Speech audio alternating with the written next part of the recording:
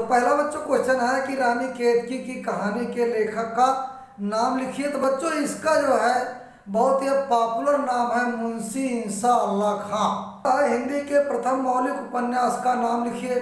परीक्षा गुरु।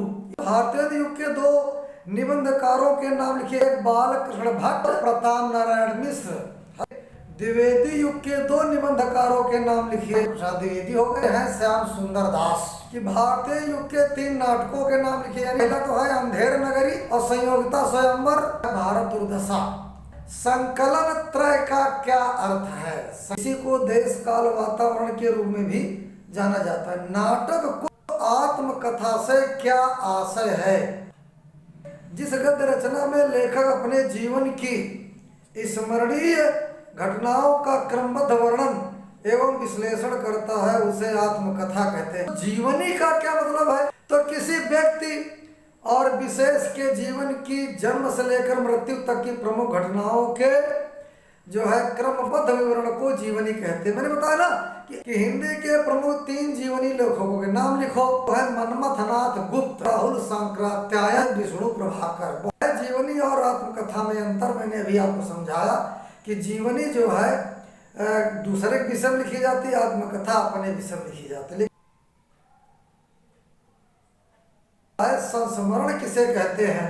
जब लेखक अपने निकट संपर्क में आने वाले विशिष्ट, विचित्र, प्रिय और आकर्षक घटनाओं, दृश्यों या व्यक्तियों को स्मृति के सहारे पुनः अपनी कल्पना में मूर्त करके उनका शाब्दिक चित्रण करता है तो उसे संस्मरण कहते हैं। तो हिंदी के दो संस्लेखकों के नाम लिखो। रामवृक्ष बेनीपुरी और दूसरा कन्हैया लाल मिश्र प्रभाकर। रेखा चित्र और संस्मरण में अंतर स्पष्ट कीजिए। संस्मरण में लेखक अपने संपर्क में आए किसी व्यक्ति, वस्तु तथा घटना का यथावत चित्रण करता है। संस्मरण में विषय वस्तु का सर्वांगीण चित्रण होता है, जबकि रेखा चित्र में कुछ शाब्दिक रेखाओं के द्वारा ही विषय वस्तु की विशेषताओं को उभार कर प्रस्तुत किया जाता है। संस्मरण के शब्द चित्र सदा पूर्ण होते हैं, जबकि रेखा चित्र के चित्र अपूर्ण या खंडित हो सकते हैं। संस्मरण अभिधा मूलक होता है, जबकि रेखा चित्र सांकेतिक और व्यंजक होता है।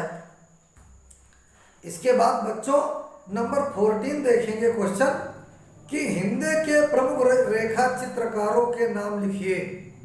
महादेवी वर्मा, रामवृक्ष बेनीपुरी, प्रकाश चंद्र गुप्त, बनारसी दास चतुर्वेदी और कन्हैया लाल मिश्र प्रभाकर। इसके बाद बच्चों आता है 15वां क्वेश्चन, यात्रा वृत्त किसे कहते हैं? तो जिस रचना में रचनाकार किसी यात्रा के अनुभव का यथावत तथा कलात्मक वर्णन करता उसे यात्रा वृत्त कहते हैं।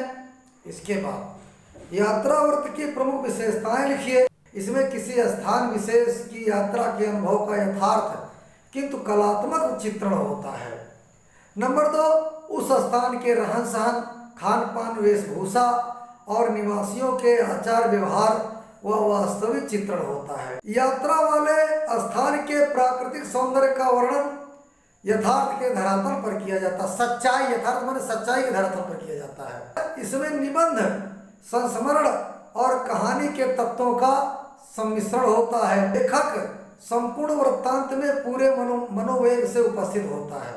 4 रिपोर्टाज लेखकों के नाम लिखिए। शिवदान सिंह चौहान, इसके बाद रांगे राघव, अमृतलाल नागर, प्रभाकर माचवे। गद्य काव्य से क्या तात्पर्य है?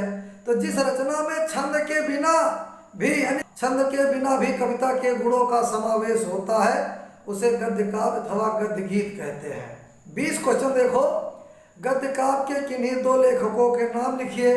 तो नंबर 1 वियोगी हरि और नंबर 2 राय कृष्णदास। फिर इसके बाद 21 में देखो प्रेमचंद्र के उपन्यासों के नाम लिखिए। गोदान, गबन, प्रेमाश्रम, निर्मला, कर्मभूमि, सेवा सदन, रंगभूमि, ये प्रेमचंद के उपन्यास है। फिर इसके बाद 22 में प्रेमचंद के उपन्यास किन विषयों पर आधारित हैं? विषय के आधार पर उपन्यास सामाजिक और राजनैतिक है।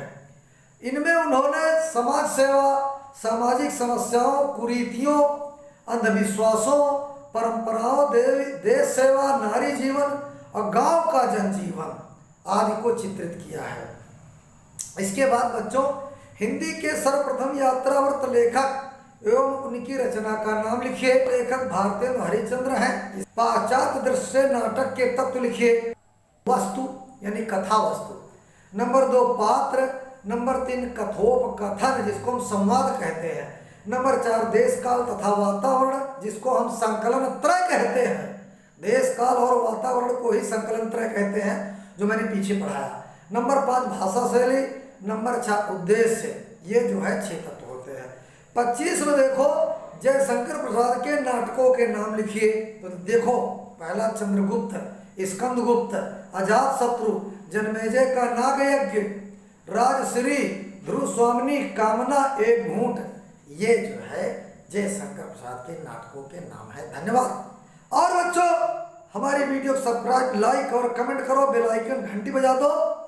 और जो है ये अगर हिंदी में अच्छे नंबर लाना है तो हमारी SPG क्लासेस की वीडियो देखते रहो।